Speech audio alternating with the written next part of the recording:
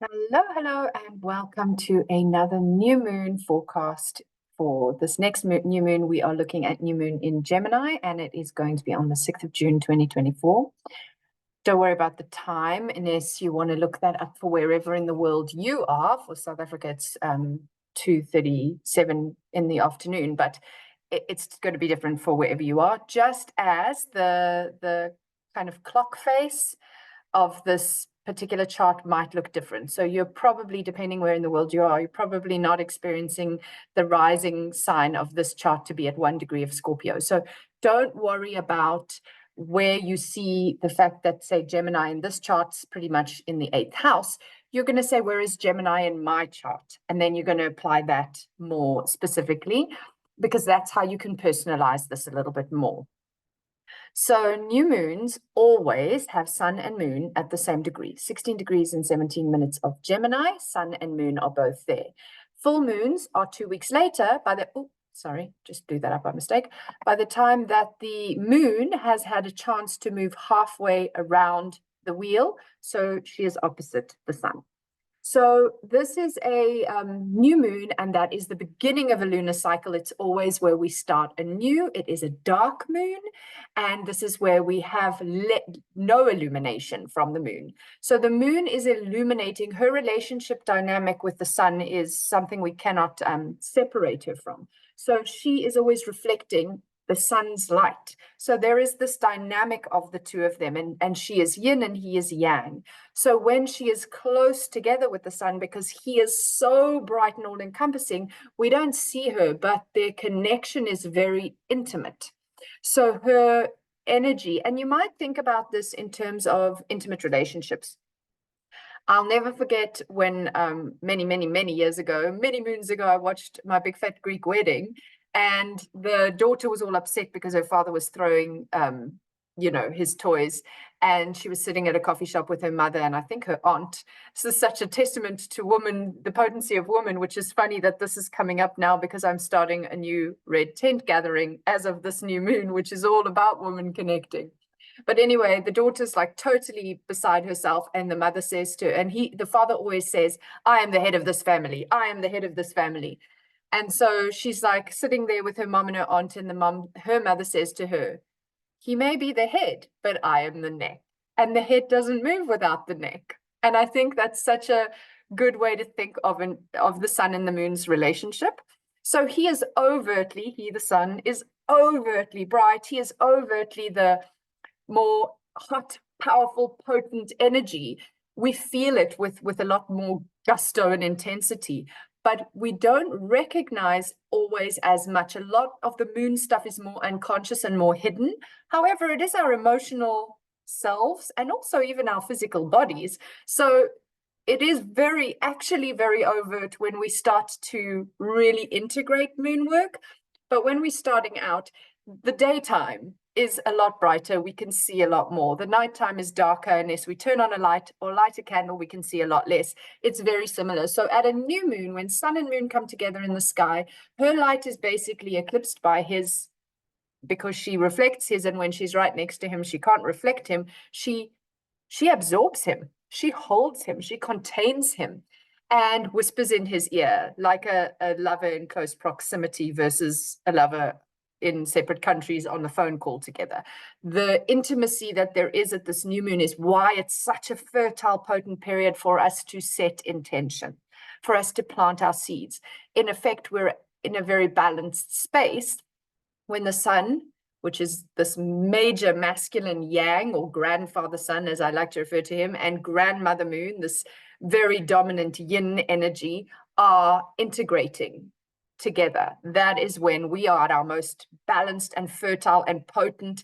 It's dark, so we plant the seed. It's a dark night at a new moon. It's not like a full moon when it's such a bright night. It's a dark night. We plant our seeds of intention and we move forward from there. So that is always what happens at new moon. And when you develop into new moon practices or rituals of setting your intention at that time, or gathering in a red tent for women, or whatever the case may be, and you have your own practice and cyclical kind of routine around new moon, you will really begin to see magic happening. So this new moon is in the sign that is very much about information, Gemini, hence the sudden Gemini verbal babble that you've gotten about new moons as a bigger practice, which is not normally what I go into as much depth in these forecasts. But really, one of the reasons I forecast new moons is because of the potency of a new moon phase. So it's really great to understand a little bit about why we do that. So Gemini is an energy that is about information, it is about communication, it is about expression, self-expression, but also listening to the expression of others. It is a sign that is about details, puzzle pieces, riddles and rhymes, figuring it out. Oh, sorry, the wind just picking up here. And so this is going to be a time where if any of those things are in your wheelhouse of what you've been wishing and dreaming and wanting, then this is where you want to plant your seeds, all things Gemini, right? So if you're wanting to write a novel or a presentation, or you need to tap into your creativity, your ideas, allowing yourself to get a little bit more idealistic and sort of sparking all these different directions and ideas, being a little bit more mentally versatile. These are all good things to plant at this new moon. Now, Venus is right here with the sun and moon. Look at that, 16 degrees. She's a little further on, so she's just past the sun now, but she's within the same degree. So this means that Venus is also kind of not seen by the sun, and Venus is also a feminine energy. So if we're just sticking to the more traditional planets, the only two feminine energies that we really speak into are Venus and Moon. So both Venus and Moon are there with the sun, drawing from the sun's power, allowing him to be the obvious, visible energy. And they are kind of behind the scenes, but the two of them together here, oh my goodness, what another nod. I'm only noticing it as I say it now, but another nod to beginning a women's gathering when these two women in the sky, Moon and Venus, are gathering together to basically shine their light through the sun. So the sun is going to transport that, and obviously, and they are going to bring it down into our bodies in a quieter way. So the Venus is all about love, money, value systems. So again, if we come into the Gemini space, how do we reset some of our values? Let's look for those puzzle pieces. Let's connect the dots. What is making sense for me now that maybe didn't used to make sense, or what is suddenly not making sense that used to make sense? How can I restructure a lot of these things? This is a very powerful time for some repatterning if that's the direction you want to choose. On top of this, the ruler of Gemini is Mercury, and Mercury is in Gemini at the moment here at 6 degrees, 10 degrees off this little party over here. So he's heading in the direction of the party. He's moving fairly fast now as well. And he is the winged messenger god. He can traverse Middle Earth, which we would think of as where we are, and go up to Mount Olympus and go down into the underworld. He can take messages everywhere. He has this really sharp wit. He's clever. He's quick. He can see things and make sense of things in ways that many can't. So he is at home in Gemini, which maybe does mean that we're a little bit the Gemini energy is strong. Let's just put it that way. The Gemini energy is very strong. So if, like me, you have a lot of Gemini and it just starts to, you might need to figure out a way to bring yourself a little bit down to earth and to kind of temper that a little bit. If you struggle with Gemini energy, this is an opportunity to do some work there, because you can't not feel the Gemini energy at this time in your life. So let's say you're very heavy in fixed signs. You may really use this mutable air sign to break up some of your fixity. Or if you have a lot in the opposite sign of Sagittarius, you might be all sending your energy so far and wide. This is an opportunity to get a little more focused and detail oriented. So whatever it is for you, there will be a lot of potency to take this Gemini, the good parts of it and the challenging parts of it, and work with that, alchemize that. Now, if Gemini new moon having Mercury, the ruler of that sign, in the house, making it even stronger, and Venus right there with the new moon, sun and moon at the new moon, wasn't strong enough, we also have Jupiter now in Gemini. So Jupiter and Venus are known as benefic planets. They tend to bring good things. But Jupiter is the planet of excess, and traditionally he rules the opposite sign. So this is not always the easiest place for him, Gemini, because he is that energy that wants to be so expansive rather than detail driven. He's like, let's worry about the details another day. And Mercury, who he's right next to here, he's at 2 degrees, closer to 3 degrees. Mercury's at 6 degrees. And so Mercury's going, let's do the details. Let's think about this from every single angle. Let's look at every single puzzle piece. And Jupiter's going, let's just zoom out and see the whole puzzle. Why do we have to break it up? Let's look at the big picture. So these two together, they're offering us the opportunity, whether you are more Jupiterian in the way you do things or more Mercurial in the way you do things, the other perspective will be there. And I like this for Gemini because Gemini is it's the twins. It's about 2. So it is there's that opportunity to, well, let me try it this way, and let me try it this way, and let me see what worked better. Or sometimes Gemini moves so fast, it has to do things twice because it went too fast to do it well the first time. There's also that. But here we have the 2 sort of different operating systems of Jupiter, who wants to be big picture, expand, etc., and Mercury, who wants to be all the details checked, puzzling things out, and they do it differently. And here they are together in Jupiter's stronger in many respects, but he's in Mercury's house where he's not at his strongest, and Mercury's in his house where he is at his strongest. And so we've got 1, 2, 3, 4, 5 planets, and I know that Sun is really a star, but 5 of them in one sign. That is a lot of energy in one space. It's an air sign. Seeds are scattering. The wind is blowing. Ideas are flying. How do we pull that in? How do we embody that? So air is one thing I want you to just simplify this by thinking about. Think literally about your breath. Think about the element of air and its way of operating. Then think about mutable energy, because in astrology we have cardinal, fixed, and mutable. There goes the dog. Apologies. I won't be able to get her. I can't pause these readings, which is annoying. But we're not going to talk about the other operating systems specifically, but she's distracting me. This is Gemini. Can you see? The mutable energy that we get with Gemini is malleable. It's changeable. It's flexible. It's open to other ideas, other ways of thinking. So this is an opportunity for us to look at, think about air, think about being mutable and malleable in your thinking, particularly because air is a thinking element, a mental element.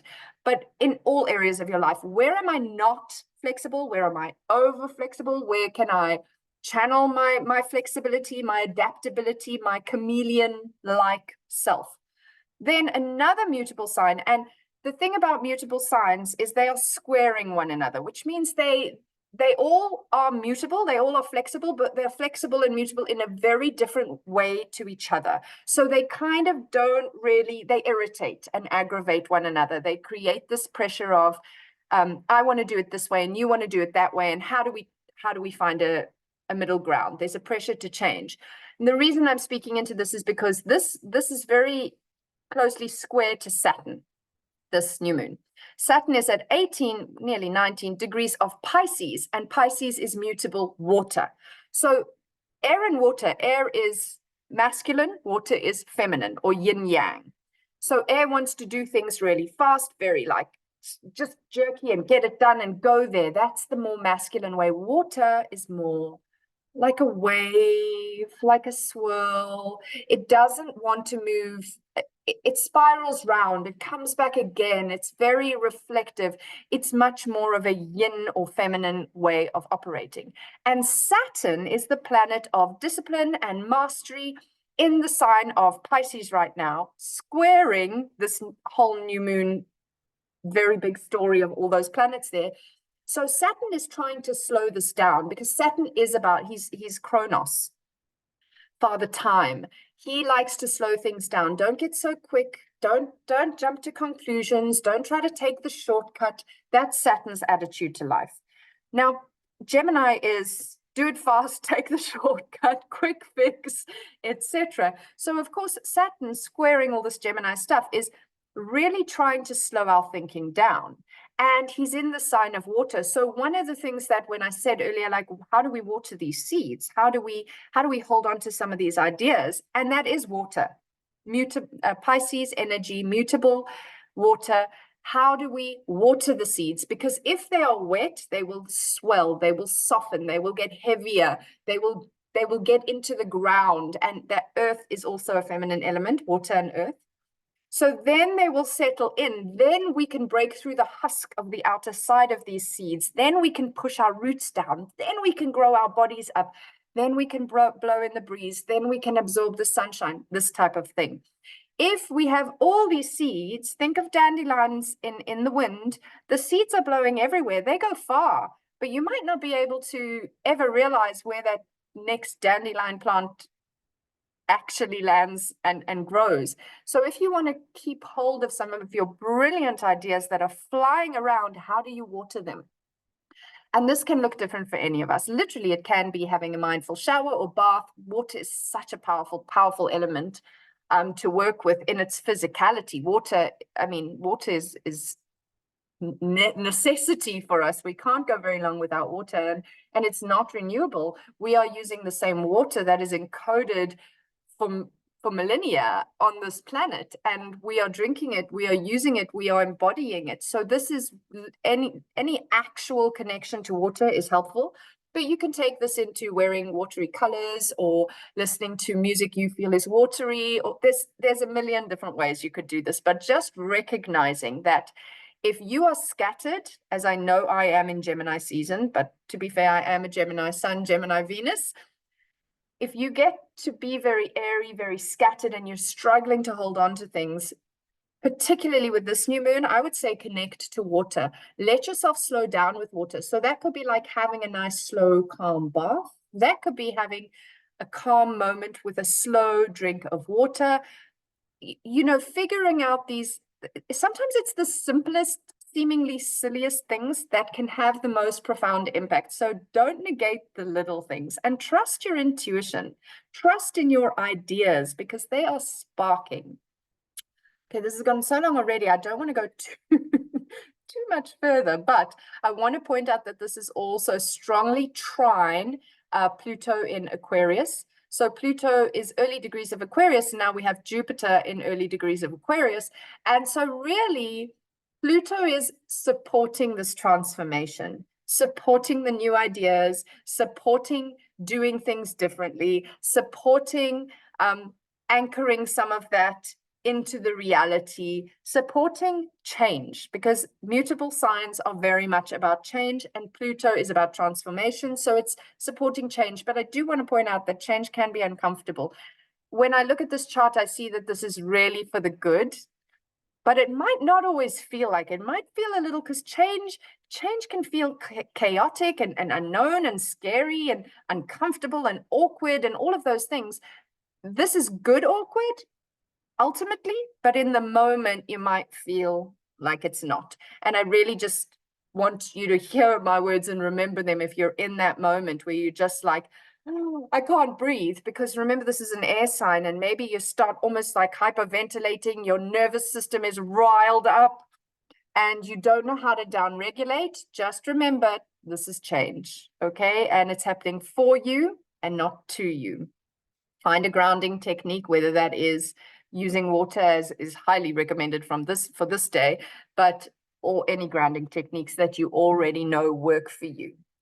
We also have Mars in the last degrees of Aries here, so he will be stepping into Taurus quite soon after this. So he's pretty strong. He's pretty strongly in his element, really, because he's a ruler of this sign.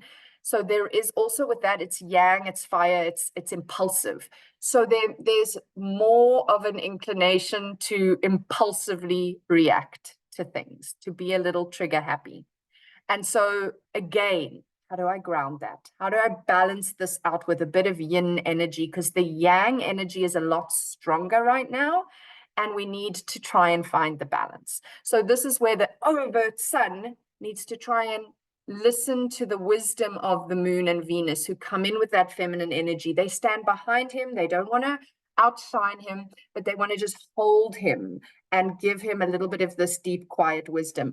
And when I say him and her, this is archetypally inside of us. So it doesn't matter if you're in a male or a female body or whatever you identify as. It also doesn't matter if you are feeling like I am a woman, but I feel more the yang energy, or vice versa, because we are all. We are all things. And this is something that Gemini energy sometimes struggles with. Gemini is very everything, but how do I make sense of that? And how can I, it's like on one hand, Gemini energy can see all the pieces and they all are there to make the whole puzzle. But on the other hand, it's like, if I can't make sense of it, how does that work? So for us, and the way we are conditioned, it's like, how can I be happy and sad simultaneously? That doesn't make sense. And yet we can be, like we can be experiencing more things at once than our kind of logical brain wants us to believe. And this Gemini energy for me is interesting in that it is both ways. It sees them all. It sees that you are 1,000 pieces of that 1,000-piece puzzle, but it also sees that how do I be 1,000 things at once? I need to put the pieces of the puzzle together and try and do what Jupiter said and look at the big picture so that I can feel calmer. And yet, how do I consolidate being one puzzle when there is 1,000 pieces? And this is also why the nervous system can be a little frazzled here, because Gemini is like buzzing and trying to figure it out. So I'm going to breathe. This is another thing about like reactive air energy, particularly that Mars in Aries energy, that very reactive. We want to just breathe. Just take a breath with me right now. Drop into your body. And immediately that moment of pause, conscious, slowing down breath makes you more responsive and more receptive. And then you can start to anchor some of those ideas. Don't be afraid to get out a journal, write things down. Ideas are flying. A lot of them are going to be amazing ideas. You don't have to do them all right away. So I would write, in fact, you can't do them all right away. So I would write them down. And then from there, you can go back whenever the time is right. Okay, I think I am going to call it a day at that. That was quite a lot of information. I try not to overthink where we're going to go with it until we get started. That's just how I have learned I operate better. So yes, I hope that you found something useful in this. And if you'd like to get in touch, please don't hesitate to like, share, comment, check out my link below and get in touch with me if you'd like to work with me privately. And I wish you a very beautiful new moon. Thank you so much for watching.